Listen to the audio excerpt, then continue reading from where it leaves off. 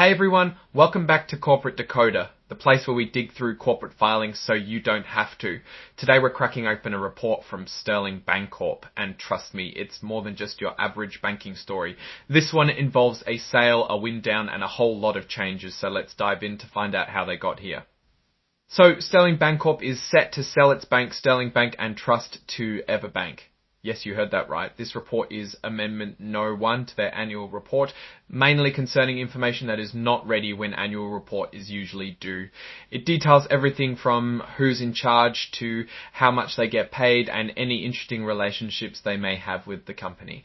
Let's get started. First up, it's important to note this is an amendment to a previous report. What that means is that there may be changes, but in our case, it's mostly that this is for providing information that wasn't ready at the time. Also, just a quick note, Sterling is not a shell company. That means it's a real business with actual operations. That said, let's get started.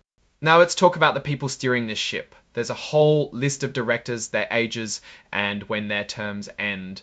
Thomas O'Brien is the chairman, president, and CEO. The board believes he should be a director because of his experience in the banking industry. Peggy Deitch has been a director since 2019, and she brings over 40 years of experience in advertising and marketing. Tracy Dedrick brings financial services experience with a background in enterprise risk management.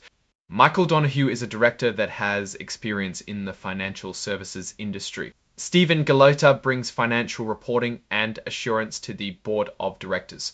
Denny Kim brings over 20 years of financial experience to the board of directors.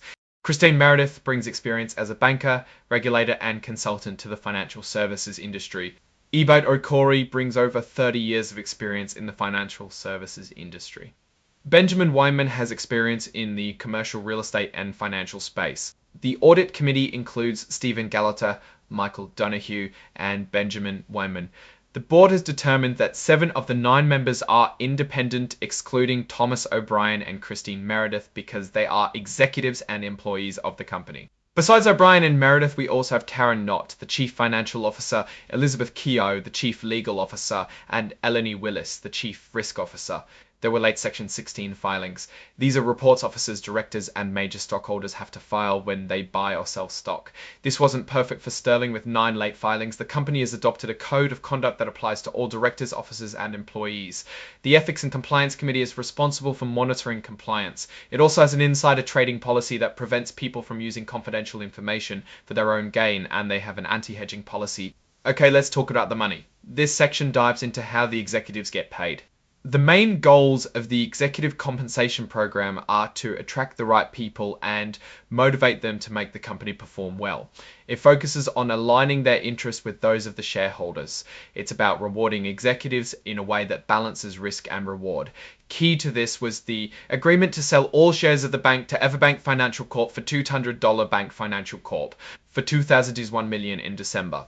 The transaction and plan of dissolution were approved. The shareholders approved the stock purchase agreement and the plan of dissolution. The company exceeded all regulatory capital requirements. The company's Tier 1 leverage ratio at year end was about 14%.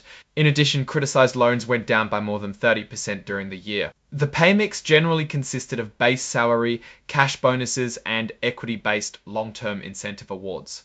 That means stocks that they get over a longer period of time and other benefits. However, Mr. Rayan's compensation had been reduced over time, and he had volunteered to take a reduction in salary to allow increases in base salary for executive management. He was also not awarded any equity awards or cash incentive compensation awards in 2024.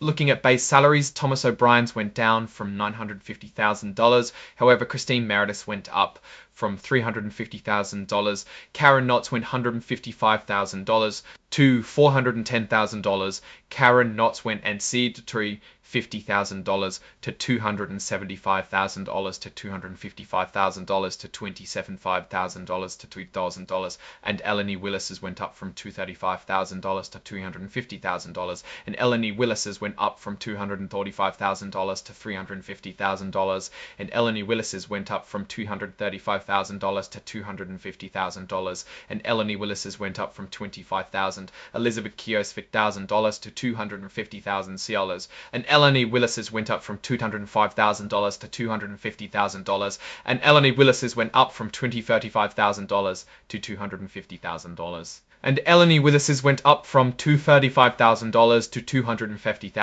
Here's where it gets interesting, the long-term incentive grants. Ms. Meredith received restricted stock awards valued at around $50,000.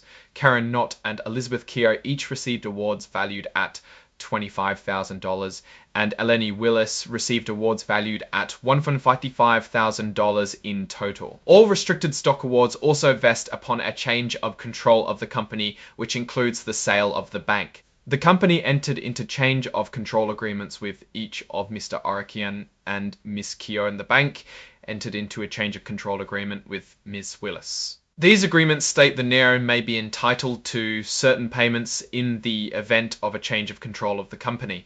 This means if the bank is sold, they may get paid a certain amount if they are terminated from their positions, as well as getting the stocks that have been given to them but have not yet vested.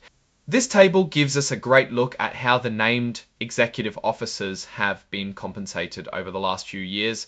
Thomas Oken's total compensation decreased from over $3 million in 2022 to just under $1 million in 24. The other executives saw increases in their compensation, with most executives seeing almost double their total compensation, with increases in bonus and stocks. This table breaks down the stock awards and holdings each of the executives had in December of 2024. Thomas O'Brien owned 300,000 shares, and the highest stock holding amount belongs to Christine Meredith with 156,723 shares. Now, how about the directors? The members of the board of directors get a quarterly retainer of $7,500. If they're on a committee, they get even more. The committee chairs get $5,000 quarterly, and members get $3,000. The lead independent director gets an extra $2,500. The audit committee has reviewed the company's finances, discussed this with management and Crow L, and on that basis recommended to the board of directors to include the audited consolidated financial statements in the company's annual report on Form 10-K. Finally, let's talk about the CEO pay ratio.